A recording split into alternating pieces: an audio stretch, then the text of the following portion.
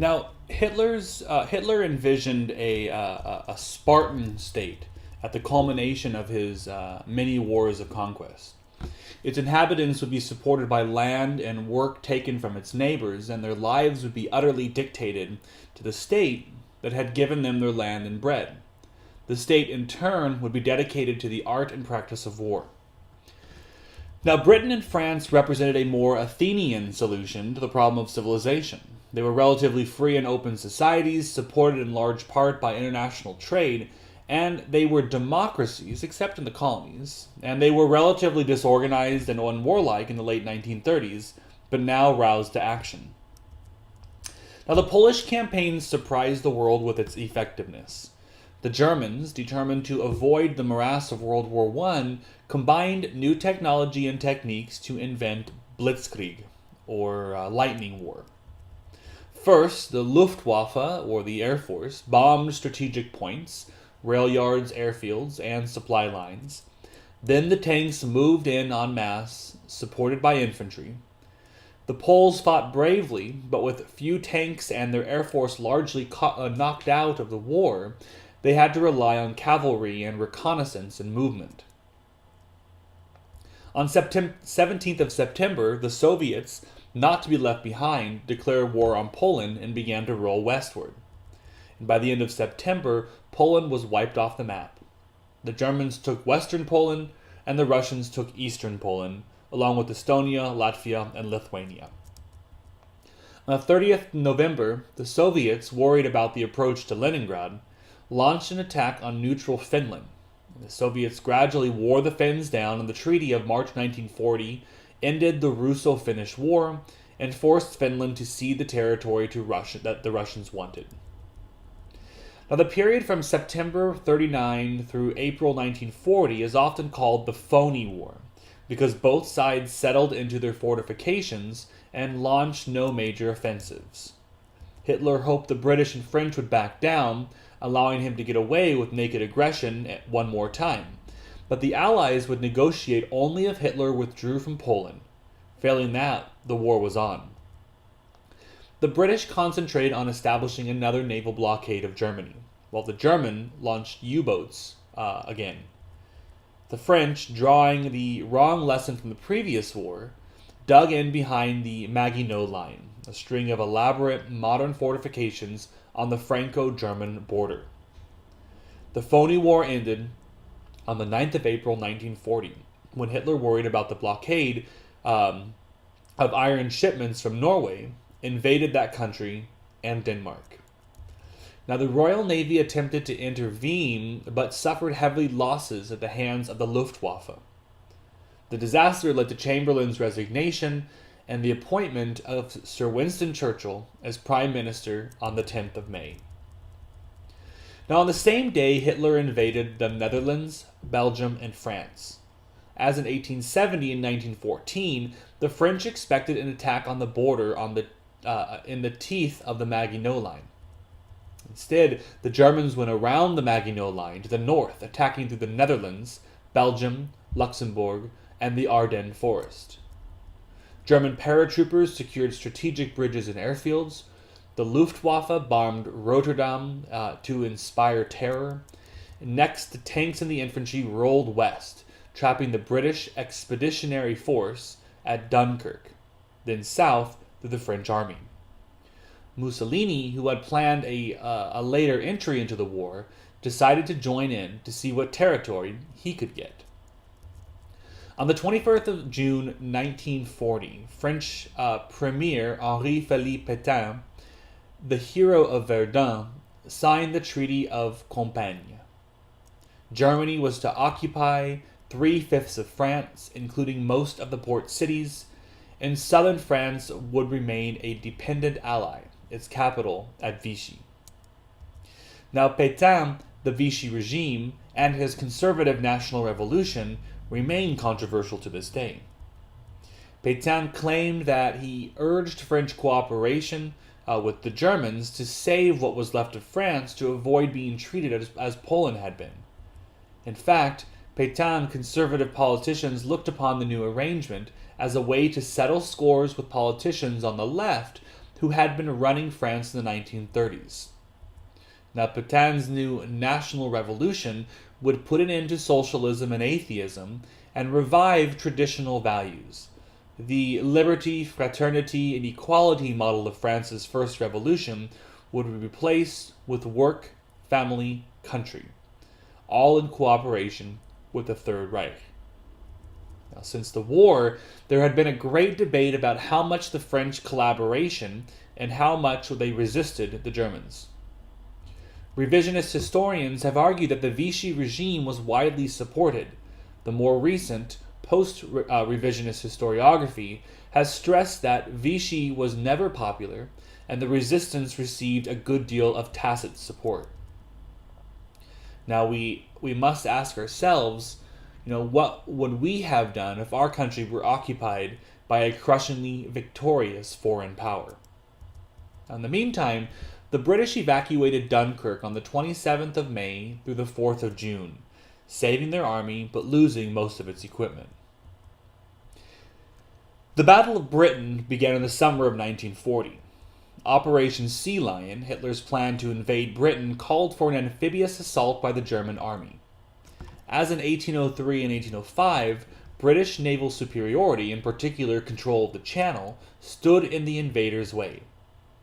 But Hermann Göring promised Hitler that he could protect the invading troops by securing command of the air.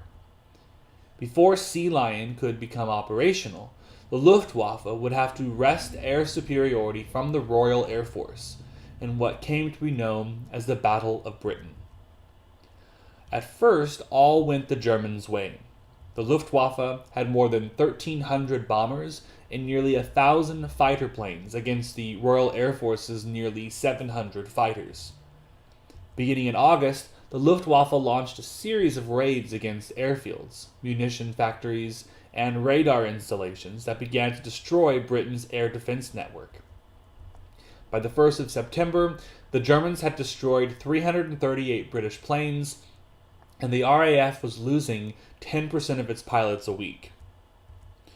So Churchill ordered a massive bombing raid on Berlin for the night of 25th to the 26th of August 1940, and continued raids thereafter.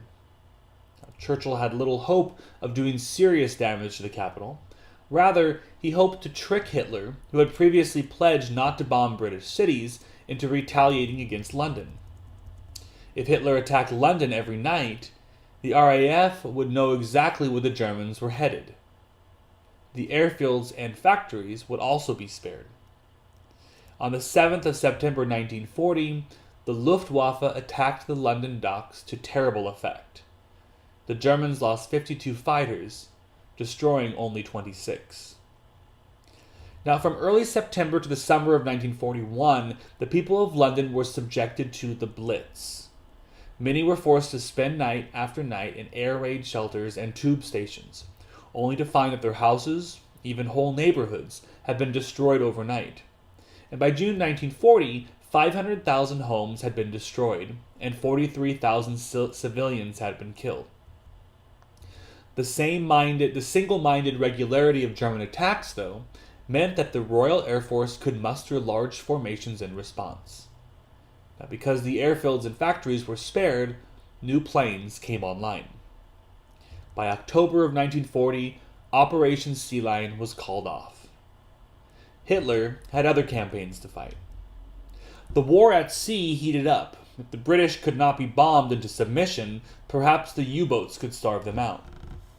And with the fall of France in May of 1940, the Germans gained Atlantic ports, allowing their U-boats and surface raiders to range from the Arctic Circle to the South Atlantic and the Mediterranean to the Jersey Shore and the Gulf of Mexico. The British responded with convoys, and from the mid-1941, those convoys included American vessels. Now, the Germans countered with the Wolf Pack, groups of U-boats attacking at night, coordinated from Berlin. A key development in 1949 was the daring British capture of a German U-boat containing an Enigma codebook, enabling the Allies to monitor U-boat activity. In September of 1941, Roosevelt authorized U.S. warships to fire on Axis vessels. In October, the USS Reuben James was sunk by a U-boat while escorting a convoy, with a loss of 115 sailors. This was crucial in turning the tide of U.S. public opinion towards war. Meanwhile, in September of 1940, Mussolini put pressure on the British by advancing from Libya to attack the British Empire in Egypt. The next month, he also attacked Greece. Now, the British responded successfully, driving the Italians back in Africa in early 1941 and establishing air bases in Greece. This development caused Hitler to turn his gaze towards the south of Europe. He began to work out alliances with Hungary and Romania in the fall of 1940 and Bulgaria in March of 1941. In April of 41, Hitler launched an invasion of Greece and Yugoslavia, mainly to secure airfields within the range of his oil fields at Ploesti, Romania. That year, Hitler also found himself having to bail out Mussolini in Africa, whose Italian forces had failed in their attempt to take Egypt from the British. Now, Hitler hoped to secure Russia's vast agricultural potential and Caucasian oil reserves to supply the Reich. Its population would be enslaved. Hitler ordered his general staff to begin planning Operation Barbarossa in the summer of 1940. Stalin was taken completely by surprise by the invasion of 3 million men on the 22nd of June, 1941. Now, once again, the Germans advanced quickly, along 3 routes, north, central, and south. Leningrad was encircled, and Kiev was besieged by the northern and southern prongs, respectively, in September. The Army Group Center reached the gates of Moscow in November. On the south, the Germans were welcomed by many Ukrainians as liberators from Stalinist tyranny. But, stupidly, the Germans imposed an even more brutal occupation. Moreover, like Napoleon, Hitler had not outfitted his armies with winter uniforms. In December of 1941, the Moscow offensive ground to a halt, and Stalin ordered a successful counterattack along the entire Eastern Front. Now, in the meantime, the Japanese had created the fray. The United States had condemned Japanese aggression in China by interdicting shipments of oil and steel. Now, when the Japanese pushed further, the U.S., Britain, and the Netherlands froze Japanese assets in their banks. The Japanese war machine would slowly strangle if it did not reverse this situation. The Japanese High Command began to plan to extend the war and Japanese conquest by capturing Dutch and British imperial possessions in Burma, Malaya, and East Asia. Now, to neutralize the U.S. Pacific Fleet, the Japanese devised a plan to attack it in its base at Pearl Harbor. On the morning of 7th December, 8th of December in Japanese in the Far East, the Japanese launched surprise attacks against the U.S. and Great Britain. The Japanese Air Arm attacked the Pacific Fleet at Pearl Harbor. The Army attacked the Philippines, Burma, Malaya, Borneo, and Hong Kong, and both attacks were devastating. Every American battleship in the Pacific was sunk or disabled. Within days, the Japanese had conquered Hong Kong, and within weeks, they would overwhelm Singapore and the Philippines. The British and Americans issued immediate declarations of war on Japan. In a foolhardy move, Hitler declared war on the U.S. on the 11th of December. The whole world was at war, with civilization itself at stake in the year 1942.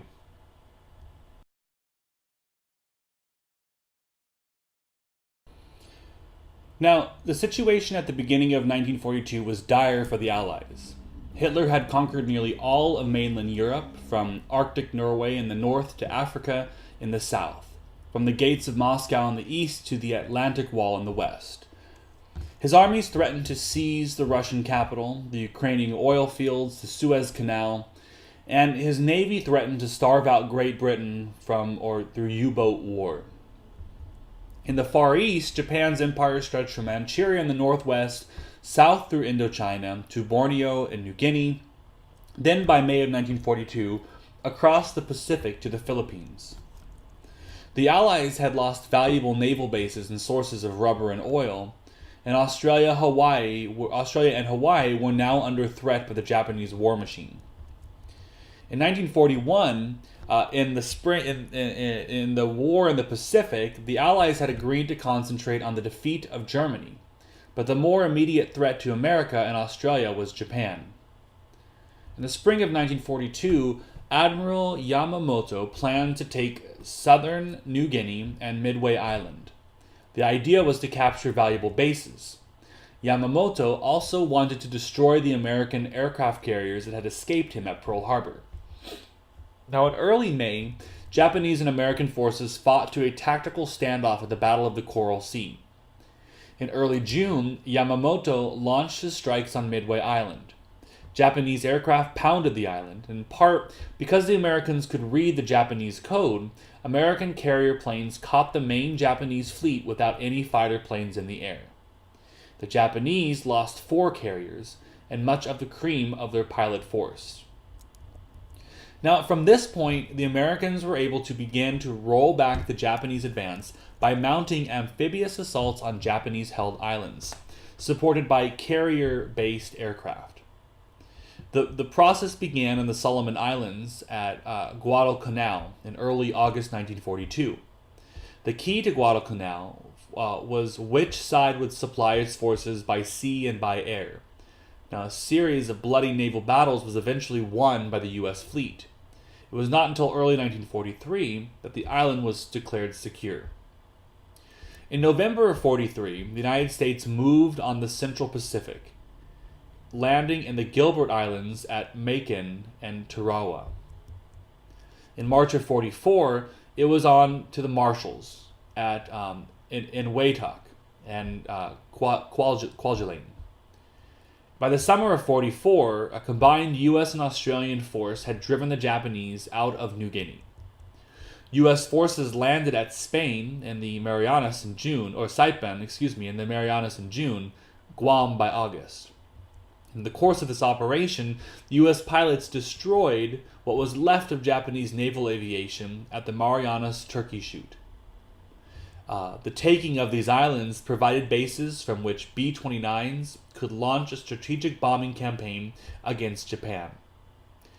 In the fall, Allied forces launched invasions of the Carolinas and the Philippines. The Battle of Leyte Gulf on the 23rd to the 25th of October, the largest naval battle in history, finished off the Imperial Japanese Navy, largely because the Americans had air supremacy. Now, in June 1942, in Stalingrad and on the Russian front, Hitler launched another eastern offensive to capture the Caucasian oil fields. By early September, the German Sixth Army had reached Stalingrad on the Volga, where it was tied up in house-to-house fighting. In November, the Red Army cut the German supply lines and surrounded Stalingrad. Frozen and starving, the Sixth Army surrendered in January of 1943, ending Hitler's Caucasian offensive. Now, Hitler tried one last summer offensive in July of 1943. The result was the greatest tank battle in history at Kursk, which the Russians won by July 12th. From this point on, the Soviets took the offensive. In the north, they liberated Leningrad, which had been under siege for 506 days, and in the south, the Germans and Romanians were ousted from most of Russia in May. Stalin now put pressure on his allies to open a second front.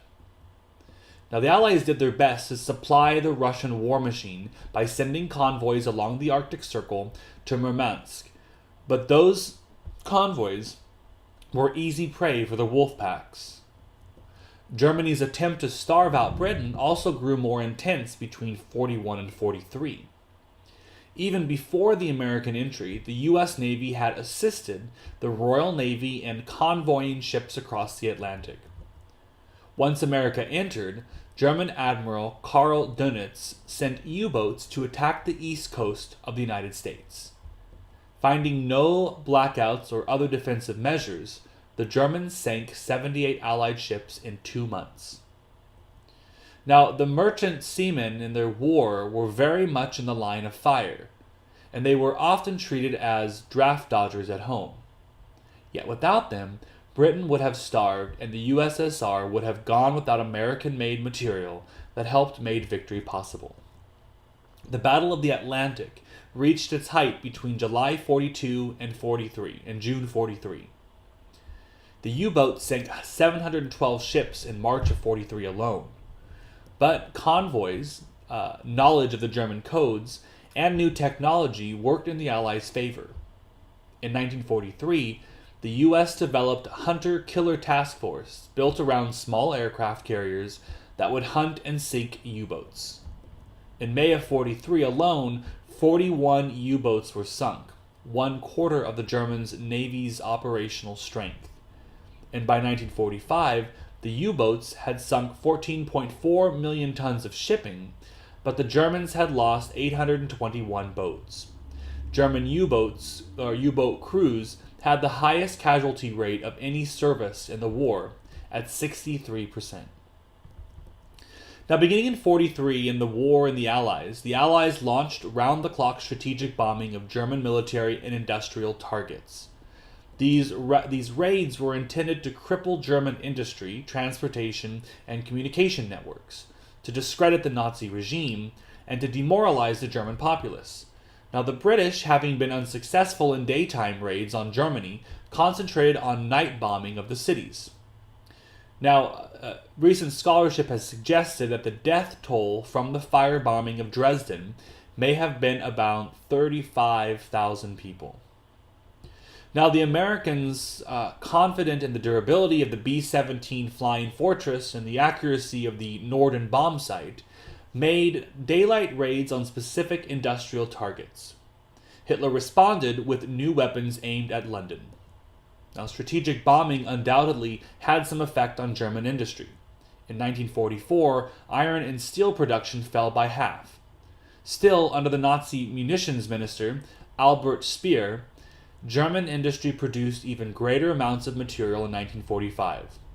In fact, as the war ended, the Germans were running out of gas, not weapons.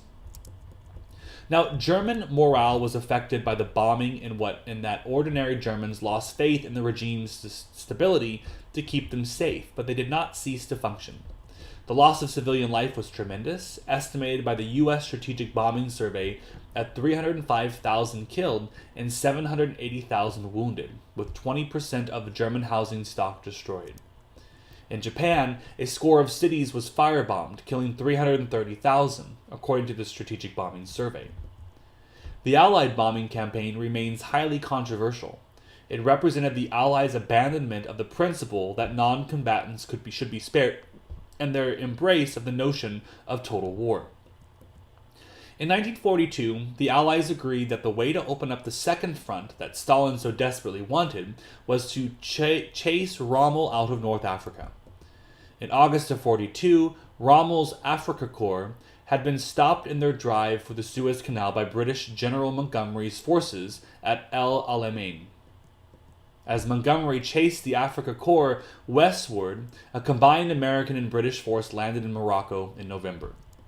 After a seesaw campaign, the German forces in Africa surrendered in May of 43. In Italy, the Allies invaded Sicily in July of 43 and the Italian mainland in September. Mussolini's government fell in July, and Italy formally passed into the Allied column. The Germans mounted a tenacious resistance that made the Italian front one of the bloodiest of the war.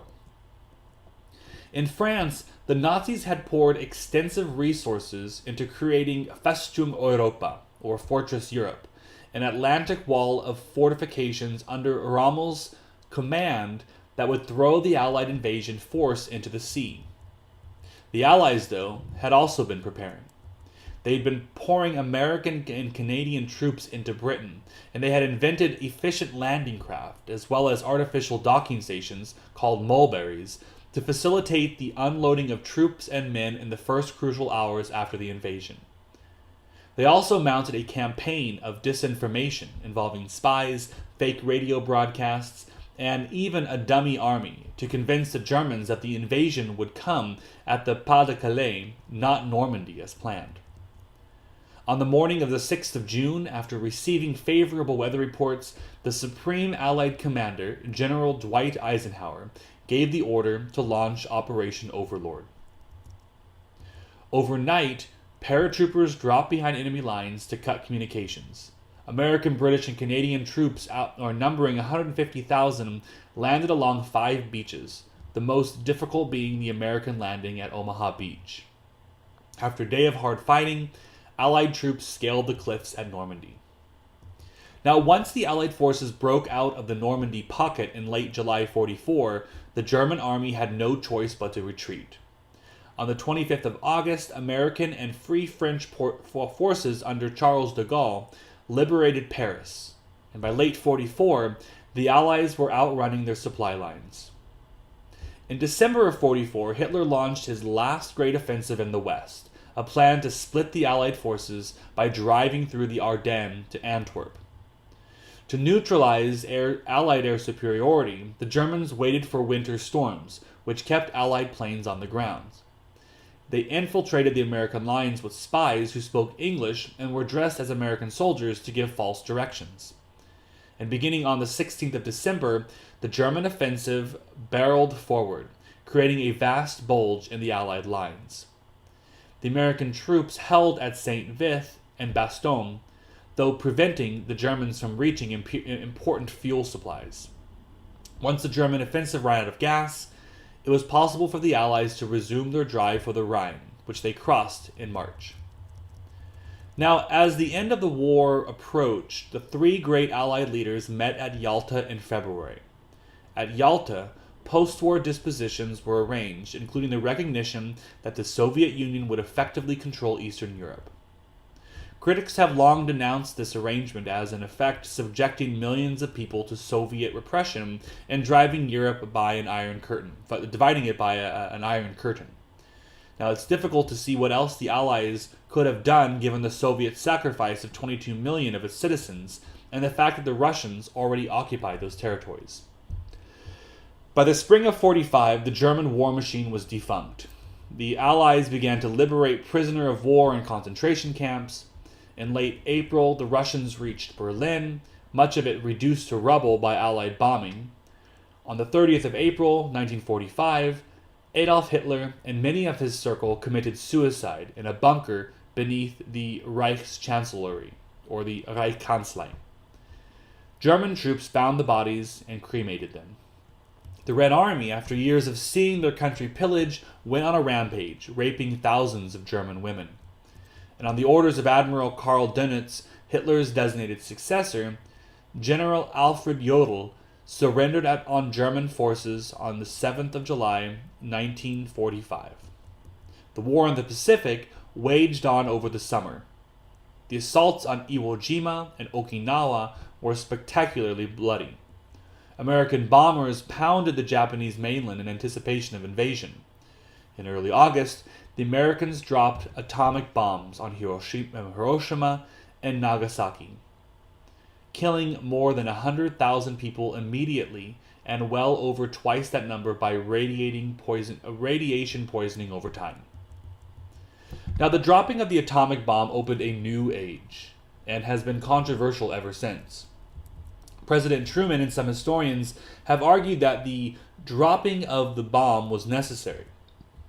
Japan showed no signs of surrender and was arming its populace for a fight to the death.